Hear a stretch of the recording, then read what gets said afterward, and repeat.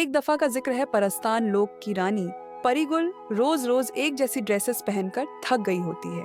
उसके पास बहुत सारी खूबसूरत ड्रेसेस होती हैं, लेकिन वह उनसे बोर हो जाती है। वह अपनी फेरी मेड्स को हुक्म देती है कि परस्तान की सबसे अच्छी डिजाइनर को ढूंढ कर लाया जाए। एक छोटे से खूबसूरत घर में झरनाब नामी एक मशहूर डिजाइनर रहती होती है। रानी परिगुल का पैगाम मिलते ही वह महल की तरफ रवाना हो जाती है। वह रानी परिगुल को अपना तारुफ करवाती है। रानी परिगुल कहती है, अगर तुम कुछ बहुत ही यूनिक बनाओ जो पहले कभी किसी ने न देखा हो न पहना हो, तो मैं तुम्हें अपनी शाही डिजाइनर बना दूंगी। यह सुनते ही झरनाब एक अंधेरे जंगल की तरफ चल पड़ती है और एक पोर्टल के जरिए इंसानी दुनिया में चली जाती है।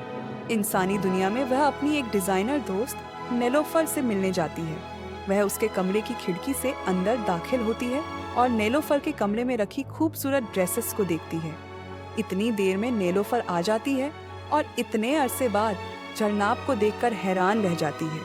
तब झरनाब उसे अपने आने का असली मकसद बताती है और उससे मदद मांगती है। चांदनी रात में झरनाब के जादू से वे दोनों उड़ते हुए परस्तान पहुंच जाती हैं।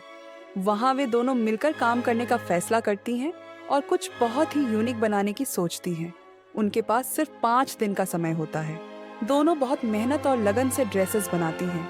आखिरकार उनके ड्रेसेस मुकम्मल हो जाते हैं।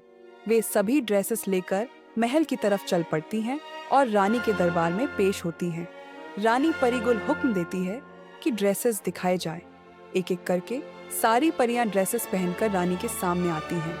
ड्रेसेस बेहद खूबसूरत और बिल्कुल यूनिक होते हैं, ऐसे ड्रेसेस जो रानी परिगुल ने पहले कभी नहीं देखे होते। इतना ही नहीं, पहली दफा किसी फेरी डिजाइनर ने ऐसे ड्रेसेस बनाए होते हैं जिनमें ड्रेसेस के साथ साथ विंग्स भी मैच किए गए होते हैं। रानी के सामने हर रंग के शानदार ड्रेसेस पेश किए जाते हैं। झरनाब ने ड्रेसेस के साथ मैचिंग विंग्स तैयार किए होते हैं, जबकि नेलोफर ने इंसानी दुनिया से इंस्पायर होकर बेहद खूबसूरत ड्रेसेस डिजाइन किए होते हैं। इसी वजह से ये ड्रेसेस इतने यूनिक होते हैं। रानी को सारे ड्रेसेस बेहद पसंद आते हैं। वह झरनाब को अपनी शाही डिजाइनर का ताज पहना देती है और नेलोफर को बहुत सारे हीरे जवाहरात देकर उसकी दुनिया में दोबारा रुखसत कर देती है।